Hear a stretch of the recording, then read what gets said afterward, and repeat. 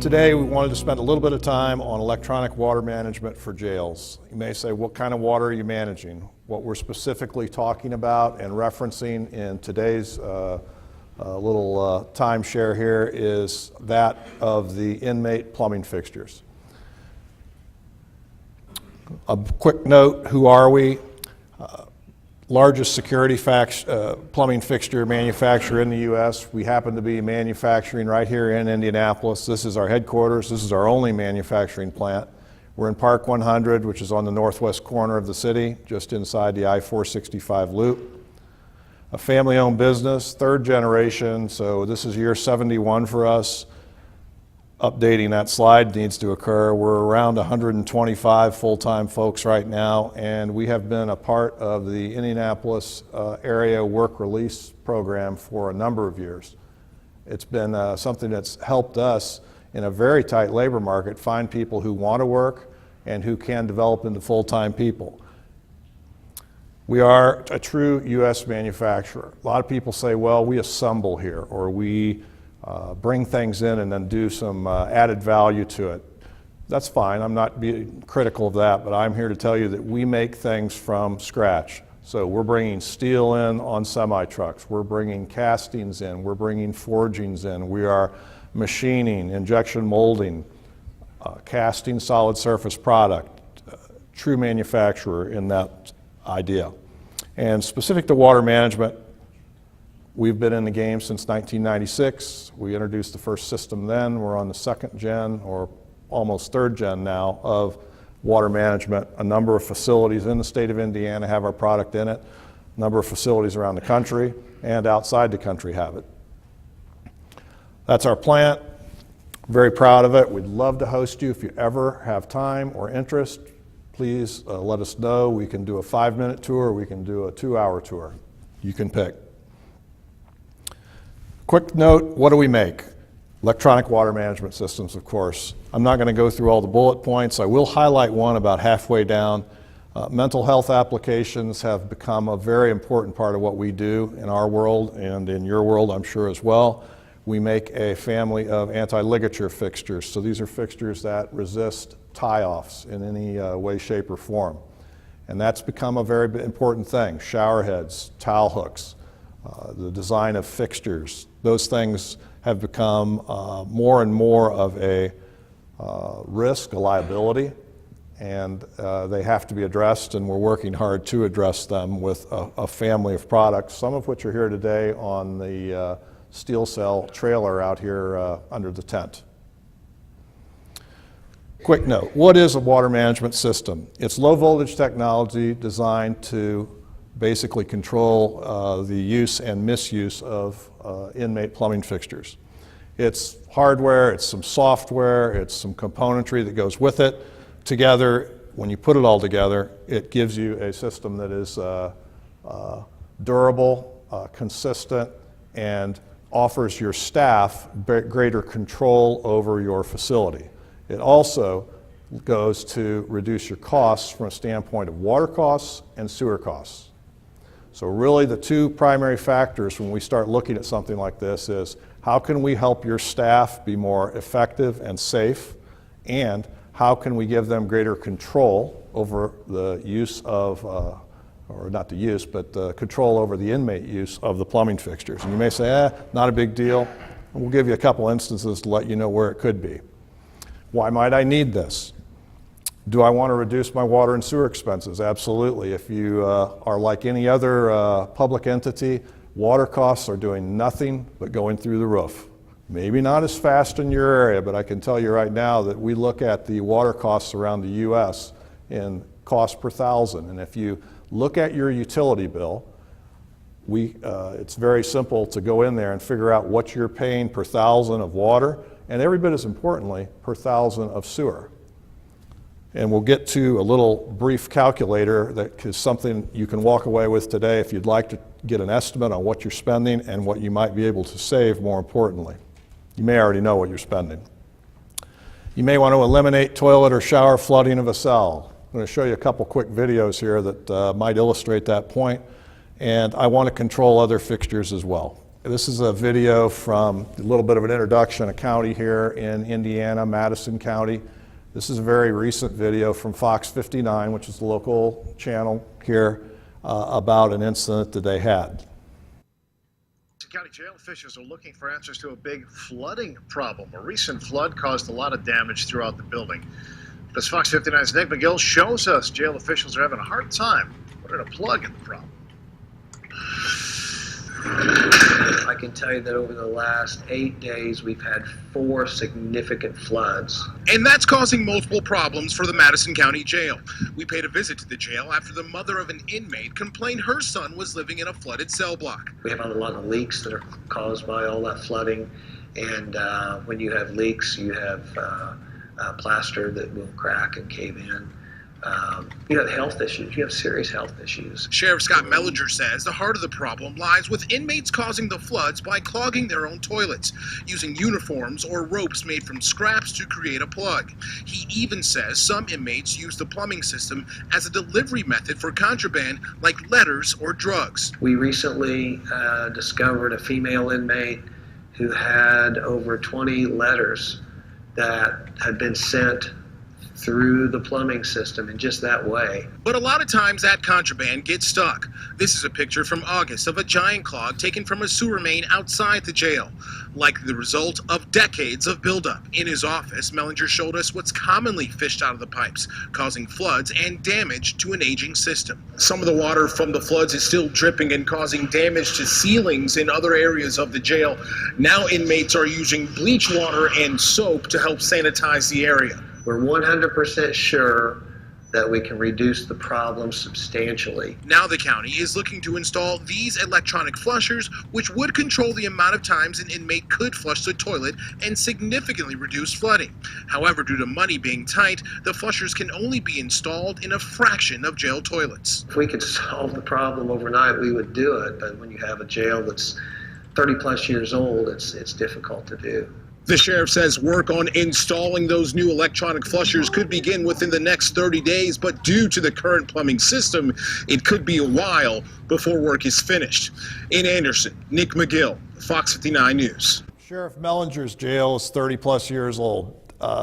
They ran into a problem. You saw what the problem was. It has happened more than once, and it creates a lot of damage. It can happen in a new jail just as easily if you're not prepared to address it up front and get your arms around the problem. One more quick video that really illustrates the problem in a more direct way. The unrest soon escalates into a full-blown protest. So what is all this stuff on the floor? Probably urine and toilet paper and food.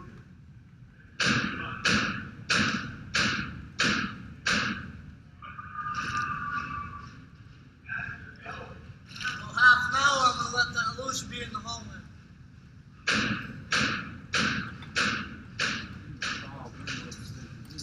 What's going on? You can watch lots of these if you like any of the prison shows, the jail shows, but this is real world, and there are probably other ones that I don't even know about. Some of you may have experienced this problem in your facility. It's something that can be addressed. It can be dealt with up front. It can also be addressed in an existing facility, so there's things that can be done to give your staff greater controls so they don't have to respond and deal with headaches that you might see in a video like that. It can be applied to an individual fixture or a cell block or a wing, a floor, entire jail, and it, as you can imagine here, is considered in response to a cost-saving or facility damaging event.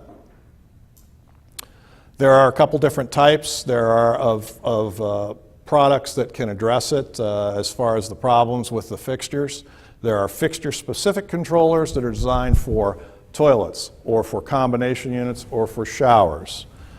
And there are also units that are networked back to a control station, a guard station, a maintenance area, whatever you may choose to do, that can work in a networked fashion. On the fixture-specific controllers, which you can see this product out underneath the tent later today, we have them for combination units. They control flushing and the lavs, and they basically are very simple to set install, and use. Not a lot of rocket science here. This is pretty basic product. But you can control the flush, and you can control the number of flushes and the delays after a specific number of flushes. It's a larger view of it on your toilets that are equipped with toilet overflow prevention. In the actual fixture itself, you can integrate the overflow prevention into this device as well. Similar for showers, shower controllers. Do you have a bank of showers? Do you have individual showers? You can control the run times. You can control the delays, perhaps after the run times, if that's something of interest to you. Gives you the ability to limit the amount of water that's being used in your facility. Close-up of that, and same thing for individual toilets. That can control, that specific device there can control the equivalent of 4 toilets, flush valves.